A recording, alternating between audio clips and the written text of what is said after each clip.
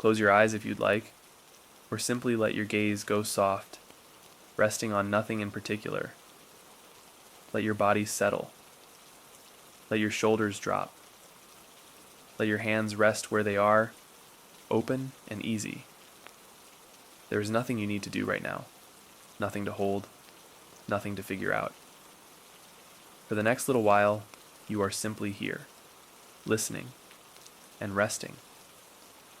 Tonight we are going somewhere cold and very still, somewhere deep in the mountain country of Japan, where the winters are long and the snow falls heavy, and the world outside is muffled and white and silent. There is a narrow valley between two mountains. There is a village at the bottom of that valley, small and quiet, its rooftops thick with snow. There is a path through the cedar forest above the village, and on that path, on a night when the snow is falling and the moon is hidden and the world has gone completely still, there is a young man walking home. And there is something else on that path tonight. Something white.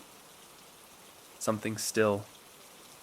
Breathe in slowly and let it out. Part 1, The Mountain Village. This is the story of the Snow Woman, and of the man who met her, and of the winter that changed everything. Let it carry you gently into rest.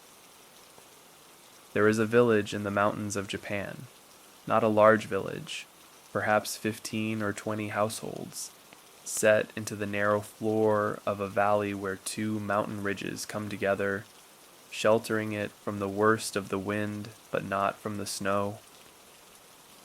The snow comes early here in the high country.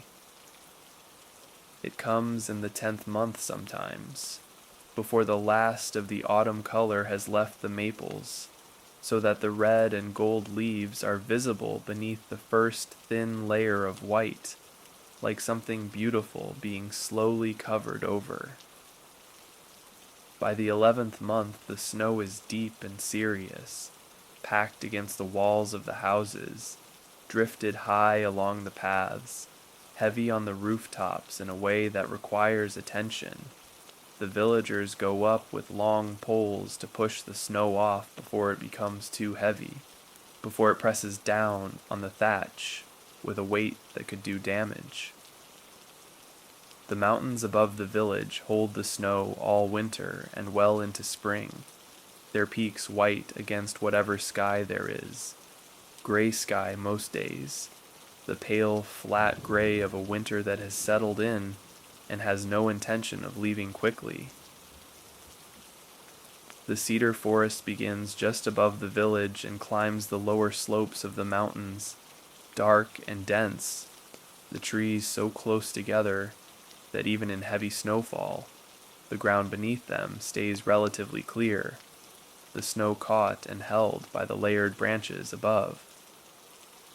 In summer, the forest is full of sound, the calls of birds, the rustle of deer moving through the undergrowth, the wind in the high canopy.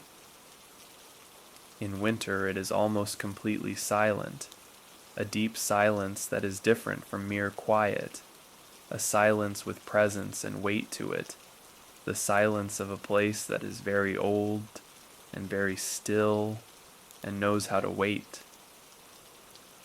The path through the forest connects the village to the charcoal kilns higher up the slope, where the woodcutters and charcoal makers work through the autumn building their stores, and to the passes that lead over the mountain to the villages on the other side, though those passes are closed from the 12th month until the 3rd month of the following year, blocked by snow too deep and too unpredictable to cross safely.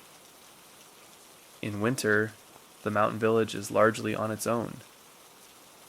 The world outside becomes, for those months, theoretical, something that exists, that continues, but that has nothing particular to do with the daily life of the valley. The houses in the village are built for winter, low and solid, their walls thick, their windows small and shuttered against the cold, their interiors centered on the irori, the sunken hearth that burns through the night and keeps the family alive. The irori in a mountain village is not a luxury but a necessity, the difference between warmth and cold, between comfort and something much harder. The wood for the irori must be gathered and split and stored before the snow comes, stacked under the eaves in long, neat rows that represent months of work and months of warmth. A well-stacked woodpile outside a mountain house in autumn is a thing of quiet satisfaction. It means the family is ready, that the winter can come, and they will be prepared for it. The nights here are very long in winter, longer than in the lowlands, because the mountains block the late afternoon sun and bring the darkness earlier. By the middle of the afternoon, the shadows of the western ridge have already reached the valley floor, and by the time the sun has actually set, the village has been in shade for 2 hours. People in this village learn, from childhood, to make their peace with darkness, to find the warmth and the light inside rather than looking for it outside, to be comfortable in a world that is mostly shadow for half the year. Part 2. The Young Man. In this village there lived a young man named Minokichi, perhaps 22 or 23, old enough to have taken over the family work from his father, young enough that the work was still something he did with energy rather than habit.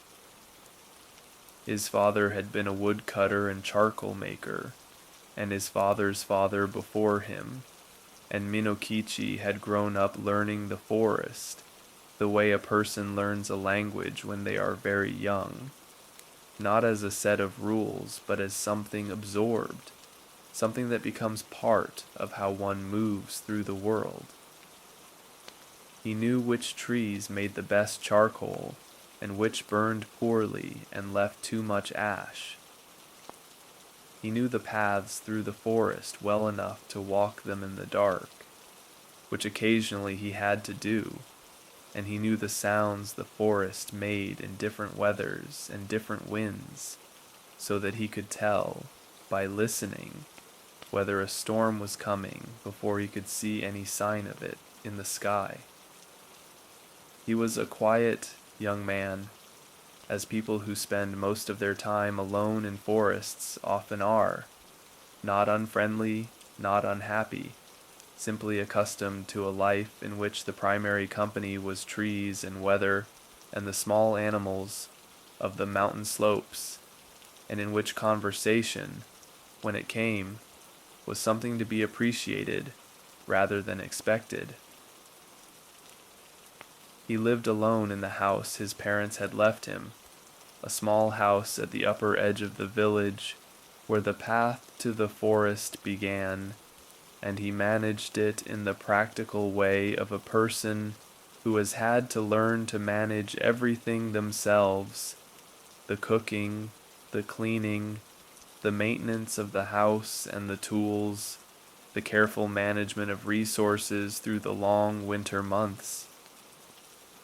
He was not prosperous and he was not poor, which is to say he had what he needed and was grateful for it, and he did not spend much time thinking about what he did not have. His neighbors liked him well enough. He was reliable, which counted for a great deal in a village where everyone depended on everyone else through the winter months, and he was helpful without making a show of it, the kind of person who simply appears when something needs doing, and disappears again without needing to be thanked. In the evenings he sat by his irori and ate his simple meals, and sometimes carved small things from pieces of wood he had brought back from the forest, figures, utensils, small decorative objects that he gave away to neighbors or kept on the shelf above the hearth. He did not carve with any particular artistic ambition. It was simply something his hands knew how to do, something that kept them busy in the long, quiet evenings when the snow was falling outside and the fire was low and there was nothing else that needed doing.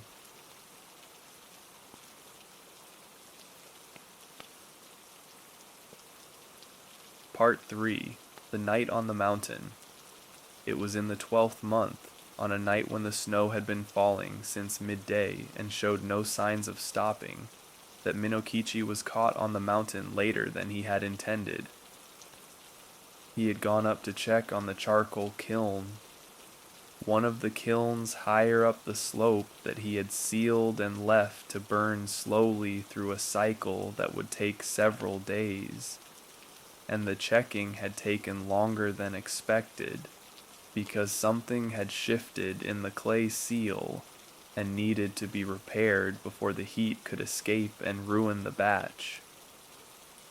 By the time the repair was done and the kiln was stable again, the light was already going from the sky, and the snow was heavier than it had been when he had come up, and the path down through the forest was not entirely easy to make out in the gray-white dimness of a snowfall at dusk. He was not frightened. He knew this forest. He had walked this path in worse conditions, but he moved carefully, keeping his eyes on the ground just ahead of his feet, watching for the familiar landmarks, the large split rock near the middle section of the path, the place where two old cedars grew so close together their roots had interlocked, the small shrine at the edge of the forest, where the path emerged into the cleared land above the village. He had passed the split rock and was moving through the middle section of the forest, where the trees were oldest and densest, and the path ran between them in a narrow corridor of shadow, when he became aware that something had changed. The snowfall had stopped, or nearly stopped, only a few flakes drifting down through the branches now, catching what little light there was and turning for a moment before settling. The wind had died completely. The forest was absolutely still, in that particular way that forests sometimes become still in winter, as if everything in them has simultaneously decided to stop and listen. And in the stillness, on the path ahead of him, perhaps 20 paces away, there was something he had not expected. A figure, standing very still between two of the old cedars, in a place where the path was narrow and the trees grew close on either side. He stopped. His first thought was that it was another person, a villager who had also been caught on the mountain, someone he might know. But as he stood there and let his eyes adjust and looked more carefully, he understood that what he was seeing was not quite that. The figure was very pale, not pale the way a person is pale from cold, but pale the way snow is pale, the way moonlight on snow is pale, a whiteness that seemed to come from within, rather than simply being the absence of color. Part 4. The Snow Woman. She was tall, and she was still, and she was looking at him. Her hair was black, the only dark thing about her, and it fell loosely around her shoulders against the white of her robes, which were the white of fresh snow, of the inside of a cloud, of the light that comes just before dawn in winter, when the sky has not yet decided what color it will be. Her face was very calm, not the calm of someone who is concealing something, but the calm of someone for whom stillness is simply the natural state, the way water is naturally still when nothing disturbs it. She looked at him without urgency, without threat, without any particular expression that he could read clearly, and he looked back at her, and for a long moment neither of them moved or spoke, and the forest was silent around them, and the last few flakes of snow drifted down through the still air between them. He thought later that he should perhaps have been frightened. He knew the stories. Every person who grew up in the mountain country knew the stories about the snow woman, about the white figure seen on the mountain paths in winter, about what it meant to encounter her. But standing there, on the path in the cold and the stillness, what he felt was not fear. It was something closer to the feeling he sometimes had in the forest in very early morning, before the birds began, a feeling of being very small and very present in something very large and very old.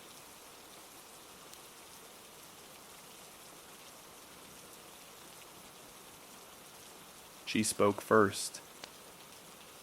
Her voice was quiet and clear, and had in it something of the quality of the forest itself in winter, a sound that seemed to come from everywhere and nowhere in particular, unhurried and without echo. She told him that he was out late, and that the path was difficult tonight, and that he should be careful of the section near the lower shrine, where the snow had drifted deep across the path, and the footing was uncertain. It was such an ordinary thing to say, the kind of thing a neighbor might say, the kind of practical concern that people in mountain villages have for one another through the winter, that Minokichi found himself answering naturally, without thinking about it, saying that he had been held up at the kiln, and that he knew about the drift near the shrine, and that he would be careful. She nodded, a small nod, and looked at him for another moment, and then she looked away, up through the branches of the old cedars, at the patch of sky that was visible there, where the clouds had thinned and a few stars were beginning to show. He stood and waited, not sure whether he should speak again or simply continue on his way. The cold was settling deeper now that he had stopped moving, and he could feel it in his hands and his feet and along the back of his neck. But he did not want to move until it felt right to do so, and something about the stillness of the moment made moving feel premature. After a while, she turned back to him and told him that she had been watching the mountain for a long time, and that she had seen many winters come and go in this valley, and that she had noticed him, not tonight only, but over the past years, moving through the forest in all weathers, working carefully and quietly, taking what the mountain offered and leaving the rest. He did not know what to say to that. He said something simple, something about how the forest had been good to him and his family before him, and that he tried to treat it accordingly. She was quiet for a moment after that, and the silence was comfortable in the way that silences sometimes are between people who understand each other well enough not to need to fill every pause with words. Then she told him that she would not harm him. She said it plainly, without drama, as a simple statement of fact. And that he should go home now, because the temperature was dropping and it was not good to stand still in the cold for too long. He thanked her, though he was not entirely sure what he was thanking her for, and she gave him the small nod again, and he continued down the path. He did not look back. Not because he was afraid to, but because it seemed like the right thing to do, to simply continue, to take what had happened as it was, and not try to hold on to it or examine it too closely. He came home to his cold house and rebuilt the fire and ate a late supper and sat for a while by the Irori, thinking about what had happened on the path. He was not sure, afterward, how much of it had been real and how much had been the particular quality of imagination that comes with cold and darkness and exhaustion. The forest in winter, at dusk, in heavy snowfall, does things to the mind. Shapes in the trees that are not there in daylight, sounds that cannot quite be traced to any source, a feeling of being watched that is probably nothing more than the mind's ancient habit of finding presence in the dark. But he thought she had been real. The conversation had been too ordinary to be imagined. No one imagines a snow woman warning them about a drift in the path and telling them to be careful of their footing. He thought she had been real, and he thought about her for a long time that night, before the warmth of the fire finally made his eyes heavy, and he lay down and slept. He did not tell anyone in the village what he had seen. Not because he had been asked not to. She had said nothing about that, but because it felt like something that belonged to him, something private, something that would lose its quality if it were put into ordinary words and handed around among the neighbors. He kept it the way he kept other things he found in the forest, quietly, without display.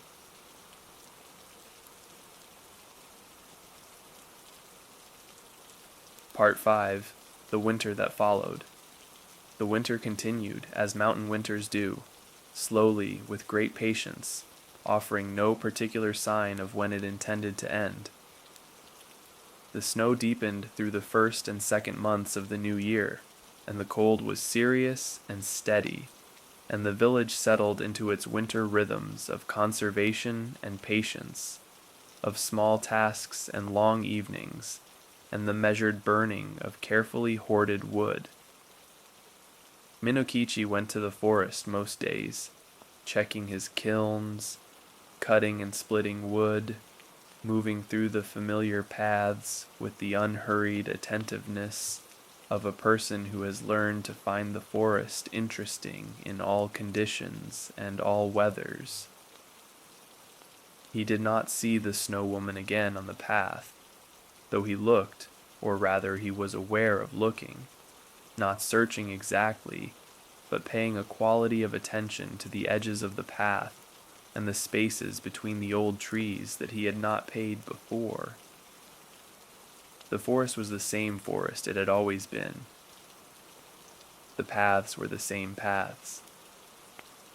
But he moved through them differently now, with a quality of alertness that was not anxiety, but something more like anticipation, the feeling of a person who has been shown that something unexpected is possible, and who has not stopped considering the implications of that. He saw her again in the second month, on a clear night when the moon was full, and the snow on the mountain slopes was bright enough to see by.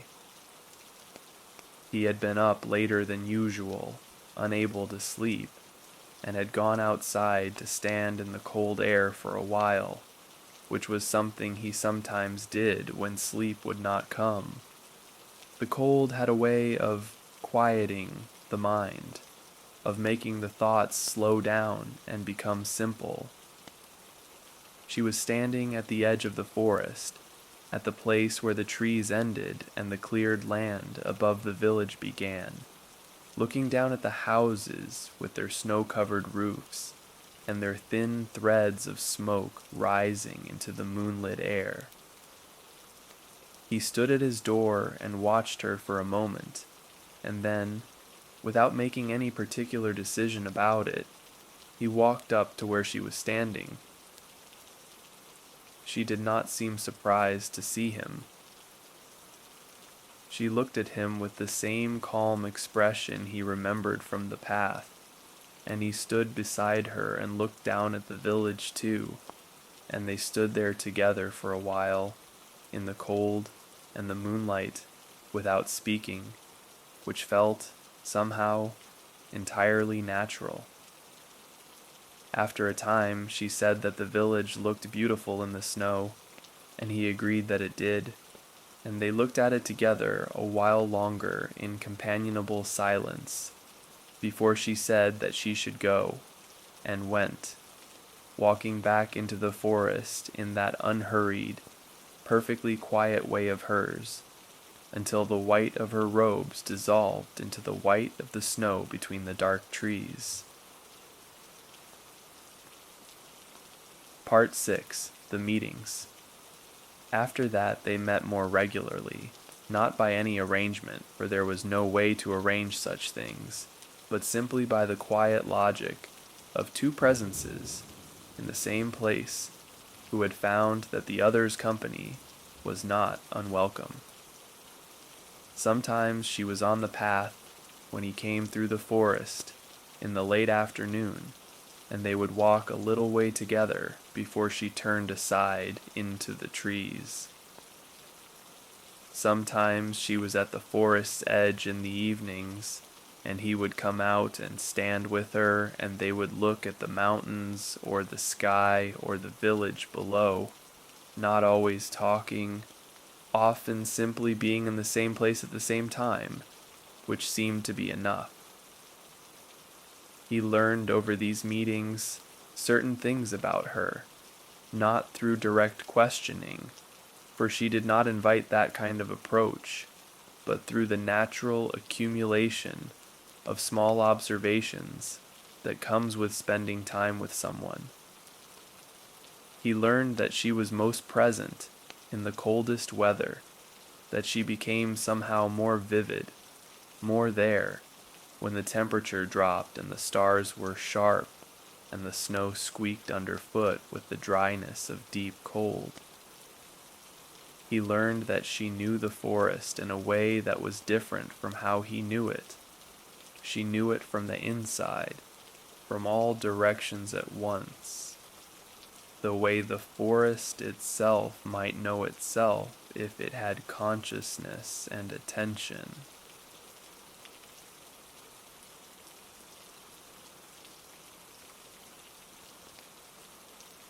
She told him things about the mountain, where the deer sheltered in heavy snowfall, where the spring water ran warmest and therefore stayed unfrozen, even in the coldest months, where the oldest trees were, the ones that had been standing for 500 years or more, and that had a presence to them that even a person who did not believe in such things would feel on quiet days.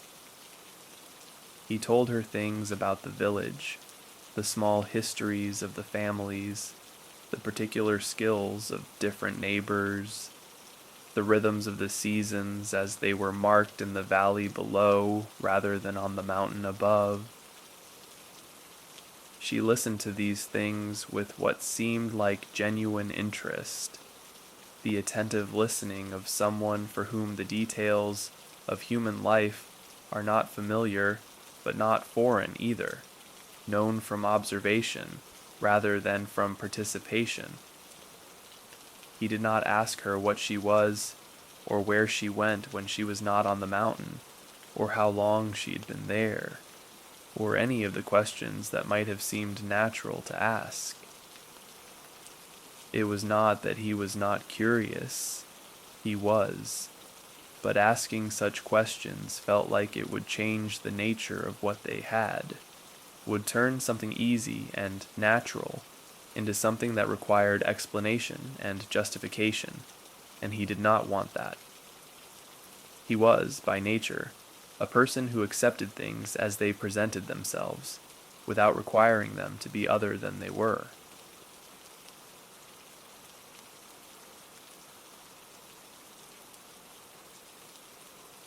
There was one evening in the deepest part of winter, the coldest night of the year, the kind of cold that makes the air itself seem to crystallize, that turns breath into clouds that hang for a moment, and then fall. When they sat together at the edge of the forest, on a fallen log that Minokichi had cleared of snow, and she told him about the things she had seen on this mountain over the long time she had been here.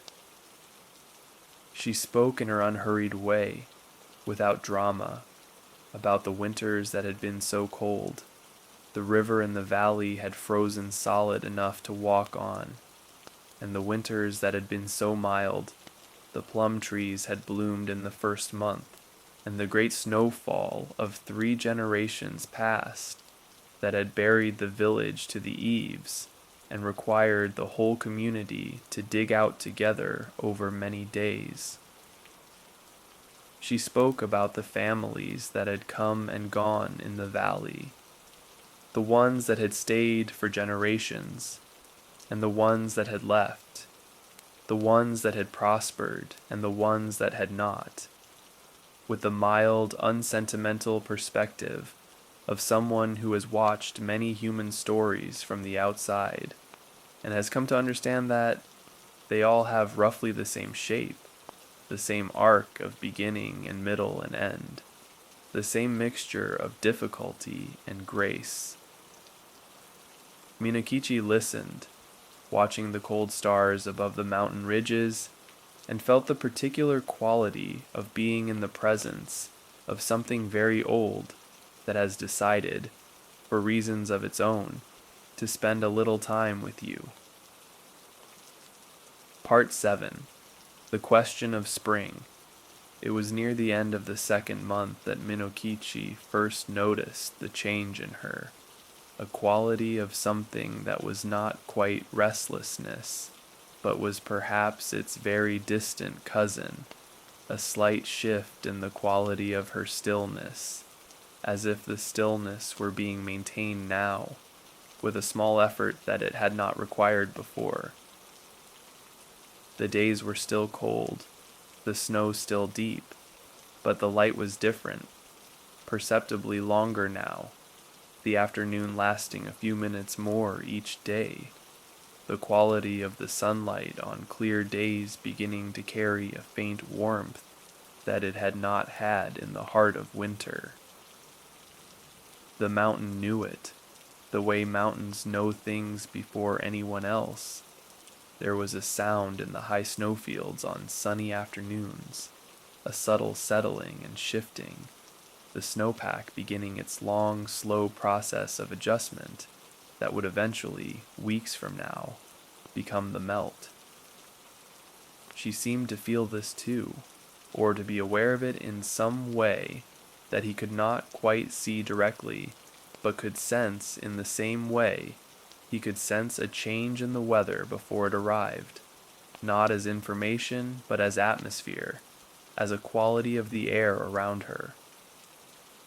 He asked her one evening whether she was all right, and she looked at him with what might have been surprise, or perhaps it was something else, something more like recognition, as if she had expected the question and had been waiting for it.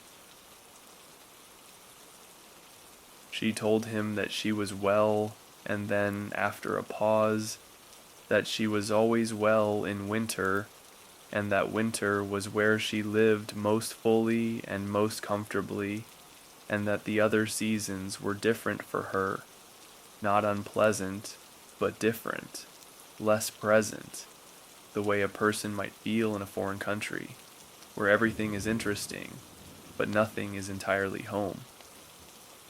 He thought about this. He asked whether that meant she would be less here as the spring came, and she said yes, in a simple, matter-of-fact way, the way one states an obvious truth that requires no apology, the way one might say that the snow melts in spring, or that the birds come back when it warms.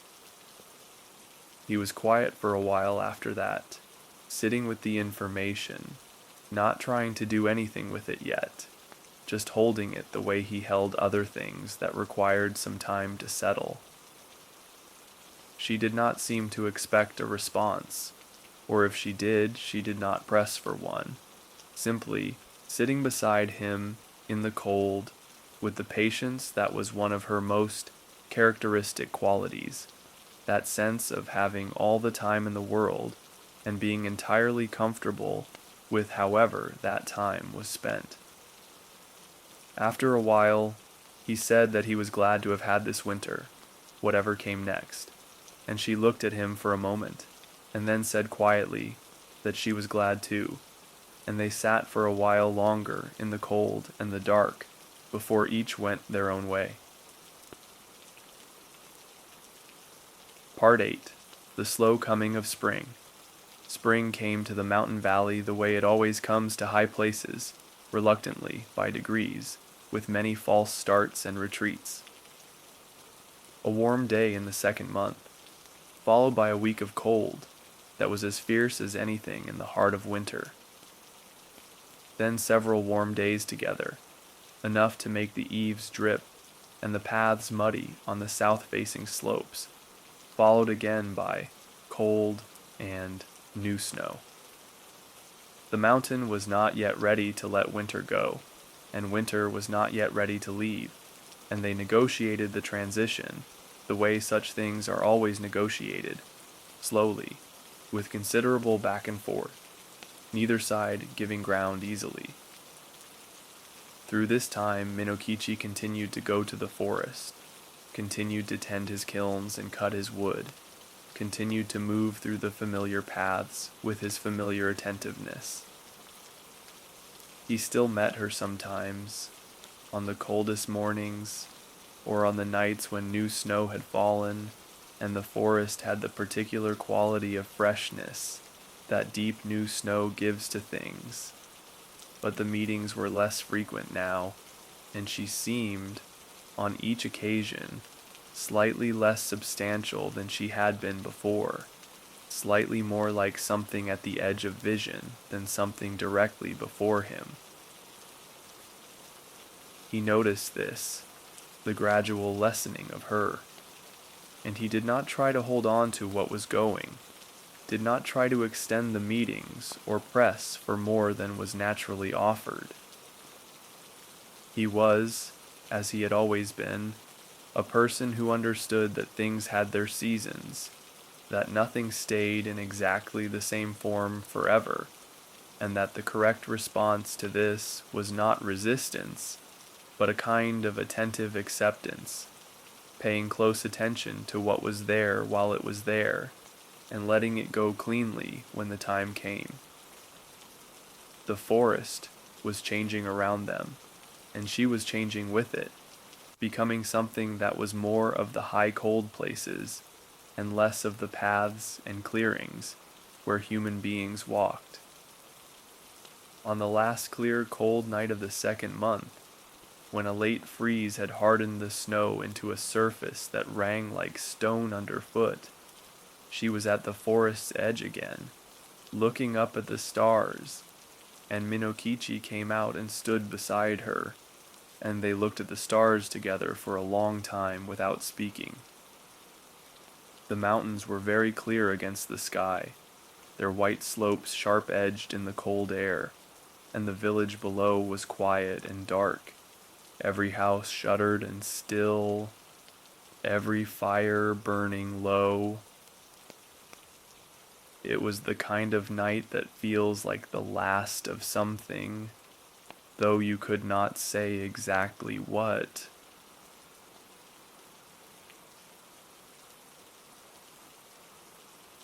Part 9. The Last Meeting. She told him that night that the cold was leaving the mountain, and that she would be going with it, not all at once, but gradually, the way cold always goes, the way winter always retreats, pulling back first from the valley floor, and then from the lower slopes, and then from all but the highest ridges, where it would remain through the summer as a thin residue, a memory of itself, waiting for the wheel to turn again. He said that he would miss her, and she said that she knew, and that she would think of the valley through the warm months, and of him in it, moving through the forest, and tending his kilns in the way that he did, carefully and without waste. She said that there was something she wanted to tell him, and he waited. She told him that kindness, when it is given without calculation, the way he had moved through the forest all his life, taking what was needed and leaving the rest, helping neighbors without keeping accounts, doing the work in front of him without requiring it to mean anything beyond itself. Such kindness does not go unnoticed, even when there is no one visible to notice it. The mountain notices, she said, and the forest notices, and the cold notices, and if these things have any say in the matter, and she implied that they did, in their slow and ancient way, then the life of a person who lives this way will be, on the whole, a good one. He thought about this for a moment, and then said that he was not sure he had been particularly kind, that he had simply done what seemed right, and what his father had taught him, and she said that this was precisely what she meant, that the people who are genuinely kind rarely think of themselves as being so, because for them it is not a performance or a decision, but simply the way they are, the way they move through the world. They were quiet for a while after that, standing in the last of the serious cold, looking at the mountains and the stars and the dark, quiet village below. He asked whether he would see her again, and she said that he might, that she was always here, that the mountain was always here, and that on the coldest days of the coming winters, on the mornings when new snow lay deep, and the air was still and the forest was at its most silent, it was possible that he would be aware of her, in the way that one is sometimes aware of something at the edge of perception that is not quite visible and not quite gone. He said that he would look for her, and she smiled. It was the first time he had seen her smile, and it was like the way sunlight looks on fresh snow, very clean and very brief. And then she turned and walked back into the forest, and the white of her robes dissolved into the white of the snow between the dark trees, and she was gone. Part 10. Spring on the Mountain. Spring came properly in the 3rd month, as it always did, first as a rumor and then as a fact. The snow pulled back from the valley floor in the course of a week of warm rain, leaving the fields muddy and the paths soft, and the air full of the particular smell of wet earth that has been under snow for months, and is now, suddenly, open to the air again, a rich, complicated smell, full of everything that has been waiting under the cold. The cedar forest lightened as the snow fell from the branches, and the understory began to green, and the stream along the lower edge of the forest ran high and fast with meltwater, filling the valley with a constant soft sound of moving water that had been absent all winter. The birds came back one by one, as they always do, the bush warbler first, its voice startling in the newly quiet forest, and then the others, filling the mornings with a density of sound that felt almost excessive after the long months of silence. Minokichi noticed all of this with the careful attention he brought to everything in the forest, and he went about his spring work, the maintenance of the kilns, the cutting of new wood, the cleaning and repair of paths and tools, with the steady, unhurried competence that was his characteristic way of doing things.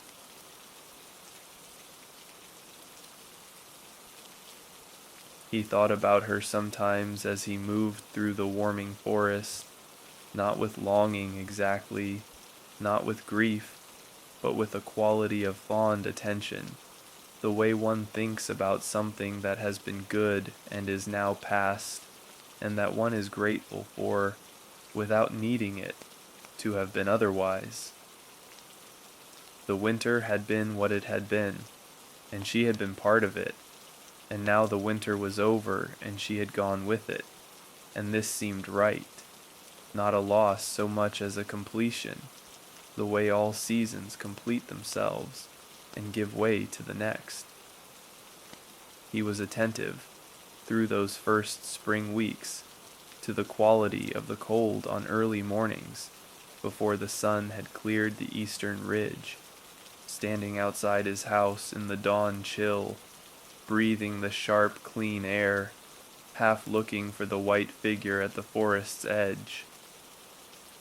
She was not there, as he had expected she would not be, and he did not feel her absence as a lack, but simply as the correct state of things in the warm months, the understanding that everything has its place and its season, and that a thing being absent is not the same as a thing being gone. The mountain was still there. The forest was still there. She was still there. In whatever way she was there when the cold had left, and the snow had melted, and the world had turned itself toward warmth again. Part 11. The life that continued. The seasons turned, as they do, with a steadiness that is one of the most reliable things about the world. Spring gave way to summer, and summer to autumn, and autumn to winter again, and with each returning winter, Minokichi found himself moving through the forest with a quality of attention that was slightly different from what it had been before, more alive to the particular silences, more aware of the spaces between the trees, more conscious of the cold as something with presence and character, rather than simply temperature. On the coldest mornings of each winter, he would sometimes stop on the path and stand very still and listen, and there would be moments, brief, uncertain, impossible to verify, when the silence of the forest felt inhabited in a way that ordinary silence does not, when the cold had a quality that was almost like company. He did not know whether this was her, or memory of her, or simply the mind finding patterns in the neutral data of the world, and he did not particularly need to know. The experience was what it was, and it was good, and that was sufficient.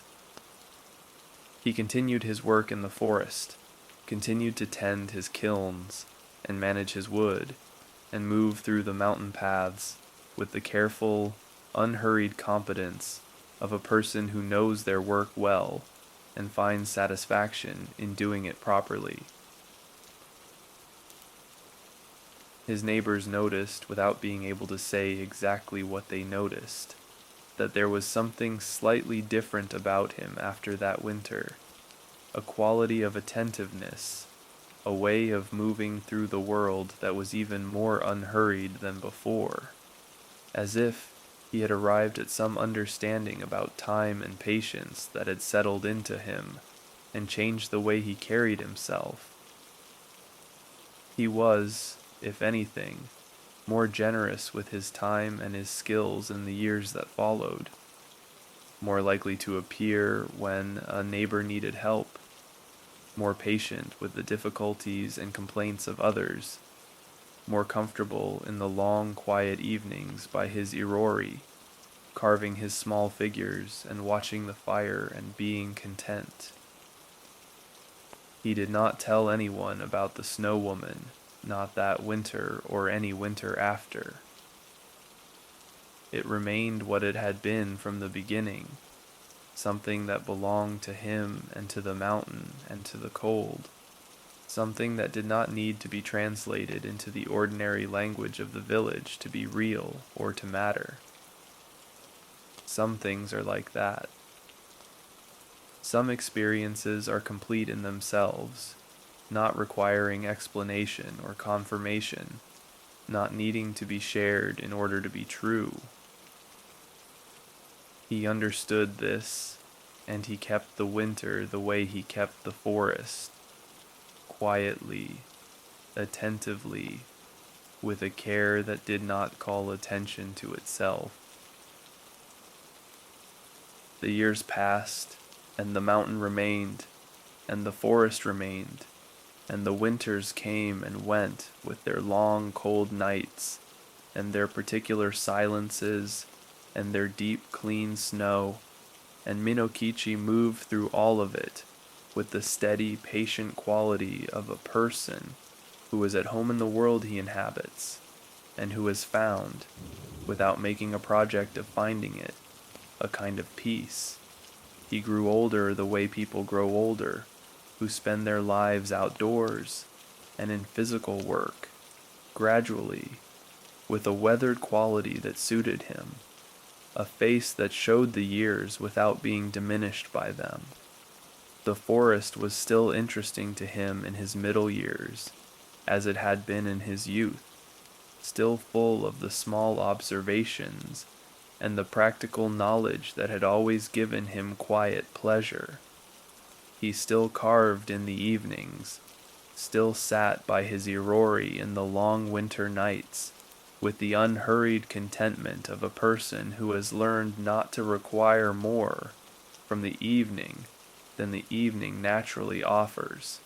And sometimes, on the coldest nights of winter, when the temperature dropped to the deep cold that makes everything crystalline and still, and the stars are hard and bright, above the mountain ridges he would go outside and stand in the cold for a while and look at the forest's edge and feel, quietly and without needing to name it, that he was not entirely alone.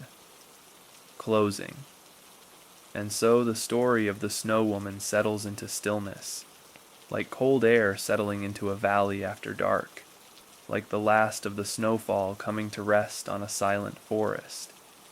She was real, in whatever way such things are real, real as the cold is real as the silence of a winter forest is real as the feeling of standing in deep snow on a clear night and knowing that the mountain is very old and very patient and entirely indifferent to the small scale of a single human life, and yet somehow not unkind. Stories like this one carry something true in them about the world of mountain winters, about the long cold months, and what they do to the people who live through them year after year, the patience they teach, the particular quality of attention they require, the way they make the warmth of a fire and the presence of another living thing feel like gifts rather than givens. They carry something true about the things that exist at the edges of human experience, at the edge of the forest, at the edge of sleep, at the edge of what can be clearly seen and named, and about the way those things sometimes come close, briefly, for reasons of their own, before returning to whatever they belong to. Let these things rest in you now. You have traveled tonight through mountain snow and winter silence, through cold paths and cedar forests, and the particular stillness of a high valley in deep winter. The mountain is still there, as it has always been. The forest is still there, dark and dense and full of its ancient silences. The snow is still falling somewhere on the high slopes tonight, as it falls every winter, covering everything in white, making the world simple and clean and very still. Let it all soften now, the cold paths through the cedar forest, the moonlight on deep snow, the white figure standing at the forest's edge, the cold stars above the mountain ridges, the small warm house with its irori burning low. Let it dissolve gently, like breath on a cold morning, like the last of the snow on a south-facing slope in early spring. There is nothing left to hold tonight, nothing to figure out, nothing to carry. You are warm, and you are still, and you are exactly where you should be. The mountain is patient. The cold is kind tonight. Let your breathing slow. Let the quiet take you. Rest well. Sleep well. Good night.